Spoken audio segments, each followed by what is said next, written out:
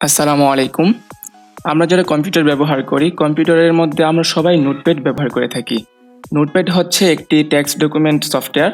এখানে আমাদের প্রয়োজনীয় সকল টেক্সট আমরা লিখে সেভ করে রাখতে পারি। এটা হচ্ছে নোটপ্যাড নিয়ে সর্বপ্রথম ভিডিও। তো আমরা কিভাবে আমাদের নোটপ্যাডটি ওপেন করতে পারি? তো আমরা দুইভাবে ওপেন করতে পারি। একটি হচ্ছে আমাদের ডেস্কটপের যে কোনো জায়গায় আমাদের মাউসের রাইট বাটন ক্লিক করব। এখানে আমরা যদি নিউতে আমাদের কার্সরটি নিয়ে যাই, তাহলেই এখানে টেক্সট ডকুমেন্ট নামে একটি অপশন দেখতে পাবো। যদি এখানে ক্লিক করি, তাহলে একটি নতুন ডকুমেন্ট ফাইল হিসেবে আমাদের এখানে সেভ হয়ে গেল। এটার ভিতরে যদি আমি ডবল ক্লিক করে ওপেন করি, এখানে আমার যা কিছু আমরা লিখতে পারবো এবং এখান থেকে সেভ করতে পারবো। তো আরও একটি ওয়ে হচ্ছে, আমি ডিলিট করে দিচ্ছি। আরও একটি ওয়ে হচ্ছে আমাদের যে সার্চ মেনু আছে, আমাদের সার্চ মেনুতে গিয়ে যদি আমরা টাইপ করি NOT, আচ্ছা নোট লিখলে কিন্তু নোটপ্যাডটি এসে যাবে উপরে। তো আমি নোটপ্যাডে ক্লিক করে নোটপ্যাডটিকে ওপেন করছি। এটা সকল উইন্ডোজেই ডিফল্টভাবে থাকে, তো টেনশনের কিছু নেই, অবশ্যই থাকবে। তো এখন কিন্তু আমার প্রয়োজনীয় লেখাগুলো এখানে লিখতে পারবো। লেখার আগে আপনি ইচ্ছা করলে মাইক্রোসফট ওয়ার্ড এক্সেলের মতো আমাদের এই ফাইলটাকে আমরা সেট আপ করে নিতে পারি। তো প্রথমে আমরা দেখব কিভাবে আমাদের ফাইলটাকে সেট আপ করতে পারি। তো প্রথমে আমরা ফাইলে ক্লিক করব এবং এখানে নিচে দেখতে পারবো পেজ সেট আপ নামে একটি অপশন রয়েছে, পেজ সেট আপ। তো আমরা পেজ সেট আপে যদি ক্লিক করি, তাহলে এখানে দেখতে পারবো পেপার সাইজ। তো আমরা এখানে মাইক্রোসফট ওয়ার্ডের মতোই সেম এখানে ক্লিক করব এবং এখান থেকে আমাদের ইচ্ছা মতো সাইজ কিন্তু এখানে দিতে পারবো। লেটার A3, A4, A5 এর ডিফল্ট করে একটা সাইজ রয়েছে, আমরা এখান থেকে কিন্তু সাইজ দিতে পারি। সো আমি A4 সাইজ সিলেক্ট করে দিচ্ছি। তো এটা কিন্তু A4 সাইজের একটা পেপার আমরা এখানে প্রিভিউ দেখতে পাচ্ছি। এবং এখানে আমরা পোর্ট্রেট এবং ল্যান্ডস্কেপ মোড করতে পারি। পোর্ট্রেট রাখলে পোর্ট্রেট এবং ল্যান্ডস্কেপ মোডও আমরা রাখতে পারি। তো এখানে আমরা মার্জিনও সেট আপ করে দিতে পারি। লেফট, রাইট, টপ, বটম আমরা কোন দিকে কতটুকু মার্জিন আমরা দিতে চাচ্ছি। এবং এখানে আপনি হেডার এবং ফুটার দিতে পারেন। হেডার ফুটার যারা মাইক্রোসফট ওয়ার্ড বা এক্সেল সম্পর্কে দেখেছেন, যারা মাইক্রোসফট ওয়ার্ড সম্পর্কে জানেন, তারা হয়তো অবশ্যই বুঝে গেছেন হেডার এবং ফুটার কি। তো না বুঝলে কোনো সমস্যা নাই, এটা ডিফল্টভাবে না দিলেও কোনো সমস্যা নাই, এটাই আমি কেটে দিচ্ছি। ওকে, এখান থেকে আমি ওকে বাটনে ক্লিক করে আমার পেজটাকে সেট আপ করে নিলাম। এখন যদি যাই, দেখুন যেভাবে সেট আপ করেছিলাম এভাবেই কিন্তু আছে। তো এইগুলা পেজ সেট আপের প্রয়োজন হয় না নোটপ্যাডের এতটা, তো এটা সেট আপ না করলেও হয়। তো নোটপ্যাডের মধ্যে একটি সমস্যা হচ্ছে, আমি যদি লিখতে থাকি, মনে করুন আমি এখানে লিখতেছি, লেখা কিন্তু অটোমেটিকলি ডান দিকে চলে যাচ্ছে, বাম দিক থেকে ডান দিকে চলে যাচ্ছে। আমি যদি এটাকে ম্যাক্সিমাইজও করি, তাহলে কিন্তু আমার লেখাটা কিন্তু ডান দিক চলে যাচ্ছে, বাম দিক থেকে ডান দিক চলে যাচ্ছে। এবং আমরা যদি এন্টার দেই, তাহলে কিন্তু নিচে আসবে অবশ্যই। তো অনেক সময় দেখা যাচ্ছে কি, অন্য জায়গা থেকে যদি কোনো টেক্সট কপি করে এখানে পেস্ট করি, তাহলে ডান দিকে থেকে অনেক লম্বা হয়ে বাম দিকে চলে যায়। এটা কিন্তু খুব একটা বিরক্তকর লাগে দেখতে। তো এর জন্য প্রথমেই আমরা কি করব, আমাদের পেজটাকে আরও একটি সেট আপ করবো। সেটা করার জন্য আমরা যাব ফরম্যাট থেকে এখানে ওয়ার্ড র্যাপ নামে একটি অপশন রয়েছে। ফরম্যাট থেকে ওয়ার্ড র্যাপে আমরা ক্লিক করে দেব। ক্লিক করে দেখবেন অটোমেটিকলি এই পেজের ভিতরে পুরো লেখাটা থাকবে এবং এই পেজ থেকে বের হয়ে লেখাটা কিন্তু ডান দিকে আর যাবে না। যতটুকু লেখা ডান দিকে ছিল, দেখতে পাচ্ছেন অটোমেটিকলি কিন্তু পেজের মধ্যে এসেছে। আমি যদি এখন আরও কিছু এখানে লিখতে চাই, তাহলে দেখতে পাবেন অটোমেটিকলি এটা ডান দিকে না গিয়ে নিচের দিকে নেমে আসবে। তো এটা খুবই অসাধারণ একটা টিপস। যারা এই অপশনটা না জানতেন, তারা কিন্তু খুবই বিরক্ত অনুভব করতেন। তো হয়তো আজকে থেকে এই বিরক্তটা আর অনুভব হবে না। তো এখানে ফরম্যাট থেকে আমরা ফন্ট চেঞ্জ করতে পারি। ডিফল্টভাবে একটি ফন্ট দেওয়া থাকে। দেখেন, আমরা যদি ফন্টে ক্লিক করি, তাহলে দেখতে পাচ্ছি এখানে ফন্ট দেওয়া আছে। আমরা ইচ্ছা মতো আমাদের যে কোনো ফন্ট দিয়ে আমরা লিখতে পারি। তো আমরা যদি এখানে এরকম মোটা ধরনের একটা ফন্ট নিলাম, এবং ফন্টের যে রেগুলার, বোল্ড, ইটালিক ধরার দরকার নেই। এখানে ফন্টের সাইজ রয়েছে, এটা খুবই গুরুত্বপূর্ণ। ফন্টের সাইজ আমরা চেঞ্জ করে দিতে পারি। দেখুন, এখানে কিন্তু লেখাটা 16 সাইজ ডিফল্ট দেওয়া ছিল, এখানে 16 16 সাইজের ফন্টটি আছে। তো এখানে কিন্তু আমি বাড়াই দিতে পারি। যদি মনে করেন যে 28 দিয়ে দিলাম এবং ওকে দিয়ে দিলাম, দেখতে পাচ্ছেন অটোমেটিক্যালি কিন্তু আমার লেখাটা কিন্তু ওই ফন্টে, যে ফন্টটা আমি নির্ধারণ করেছিলাম ওই ফন্টে চলে গেছে এবং সাইজটাও বড় হয়ে গেছে। এখন যদি আমি লিখতে চাই তাহলে কিন্তু অটোমেটিকলি ওই যে ফন্টটা আমি সিলেক্ট করে দিয়েছি ওই ফন্টেই লেখাটা হচ্ছে।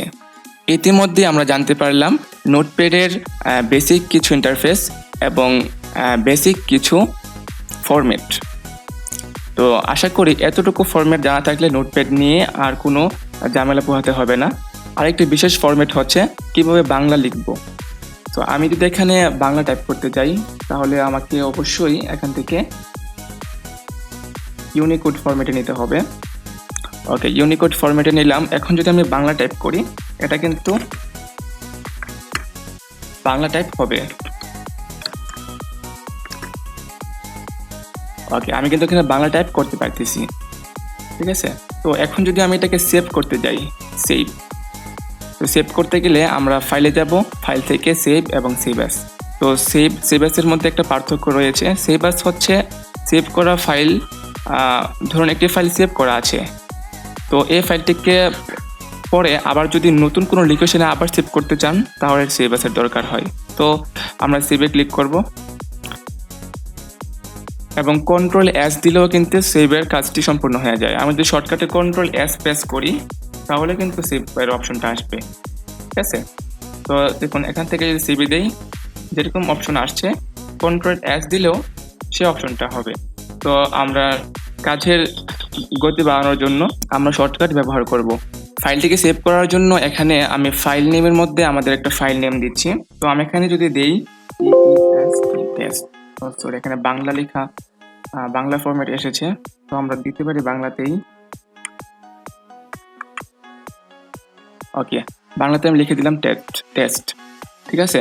তো এখানে যদি আমি সেভে ক্লিক করি এখন কি হবে, এখানে একটা ওয়ার্নিং চলে এসেছে। সেম আপনাদেরও এরকম একটা ওয়ার্নিং চলে আসতে পারে। এটাতে যদি আমি ওকে করে দেই, সেভ দিই, তাহলে কিন্তু বাংলা লেখাটা থাকবে না, ঠিক আছে। এরকম কোশ্চেন মার্কের সিম্বলটা চলে আসবে। তো কিভাবে আমরা বাংলা লিখতে পারি, আমরা সবাই কিন্তু বাংলা লিখতে পারি কিন্তু সেভ করলে কিন্তু সেই লেখাটা আর সেভ থাকে না। তো কিভাবে আমরা সেভ করব এটা আমরা দেখি। তো দুইটা ওয়ে আছে।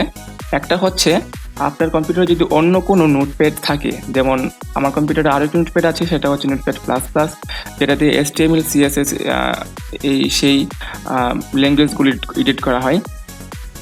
তো যদি অন্য কোনো নোটপ্যাড থাকে তাহলে অন্য কোনো নোটপ্যাড দিয়ে লিখে সেভ করলে সেভ হবে, ঠিক আছে। মনে করেন আমি যদি এখানে লিখি, আমি একটা লেখা আছে এখানে পেস্ট করে দিলাম। ওকে, এই লেখাটা যদি আমি সেভ করতে চাই আমি কন্ট্রোল এস সেভ দিলাম এবং আমি ডেস্কটপের লোকেশন দিয়ে দিই এবং নিউ ওয়ান যে নাম আছে সেই নামে থাক। ওকে, সেভ দিয়ে দিলাম, সেভ হয়ে গেল। এখানে নিউ ওয়ান নামে যেই ফাইলটি সেভ করেছি আমি সেটা কিন্তু এখানে আসছে। আমি যদি এটাকে ওপেন করি তাহলে দেখতে পাবো আমার লেখাটা কিন্তু সেভ হয়েছে, যেভাবে লিখেছি সেভাবেই সেভ হয়েছে। এটা হচ্ছে একটা ওয়ে, যেটা হচ্ছে থার্ড পার্টি কোনো অ্যাপ দিয়ে থার্ড পার্টি কোনো সফটওয়্যার দিয়ে যদি আপনি লিখেন তাহলে সেই লেখাটা আপনার নোটপ্যাডে কিন্তু ওপেন হবে, কম্পিউটার ডিফল্ট নোটপ্যাডে ওপেন হবে। বাংলা লিখলে বাংলাতেই ওপেন হবে। আমি এটাকে কেটে দিচ্ছি। কথা হচ্ছে আমরা কিভাবে আমাদের এই নোটপ্যাড দিয়ে কিভাবে আমরা আমাদের লেখাটাকে সেভ করব, সেটা করার জন্য মনে করুন আমি এটাকে কেটে দিচ্ছি। আমি নতুন করে আবারও একটি ফাইল ওপেন করছি। আমাদের বোঝার সুবিধার্থে আমি নতুন করে আরও একটা ফাইল ওপেন করছি। এখানে আমি সার্চ করছি নোটপ্যাড।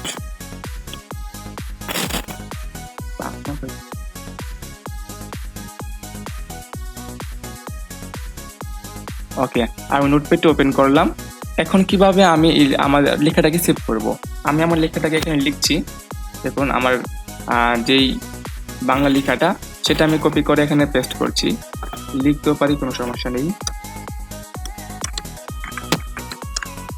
ওকে, দেখছেন এখানে কিন্তু আমি লিখতেও পারছি, কোনো সমস্যা নেই। আপনি কপি করে এনে দিতে পারেন কোনো জায়গা থেকে এবং আপনি লিখতেও পারেন সরাসরি। ওকে, এখানে আমি এখন যদি সেভ করি, সেভ,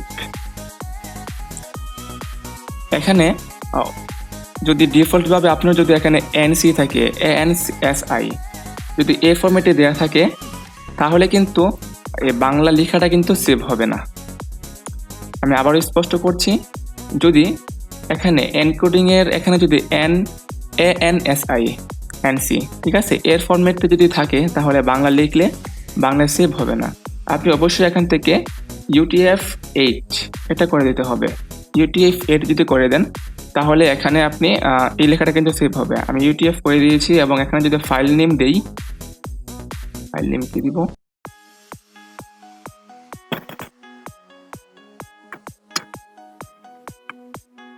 টেস্ট ফাইল। আমি টেস্ট ফাইল দিয়ে এটাকে আর এনকোডিং UTF-8 দিয়ে এখানে সেভ দিচ্ছি। ওকে, এখন কিন্তু আগের মতো ওই ওয়ার্নিংটা আসেনি। এখন আমি এটাকে ডিলিট করে দিচ্ছি এবং টেক্সট ফাইলটাকে এটাকে আমি ওপেন করছি। দেখুন এখন কিন্তু সুন্দরভাবেই আমার লেখাটা কিন্তু সেভ হয়েছে।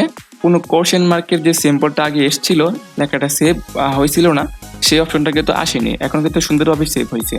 আশা করি বুঝতে পারছেন। তো এই ছিল নোটপ্যাড নিয়ে বিস্তারিত টিউটোরিয়াল। আশা করি নোটপ্যাড নিয়ে আর কোনো সমস্যা থাকবে না। আশা করি পরবর্তী টিউটোরিয়াল থাকবে নোটপ্যাড প্লাস প্লাস নিয়ে। নোটপ্যাড প্লাস প্লাসে কীভাবে প্লাগ ইন অ্যাড করতে হয় এগুলো নিয়ে আমাদের পরবর্তী টিউটোরিয়াল থাকবে।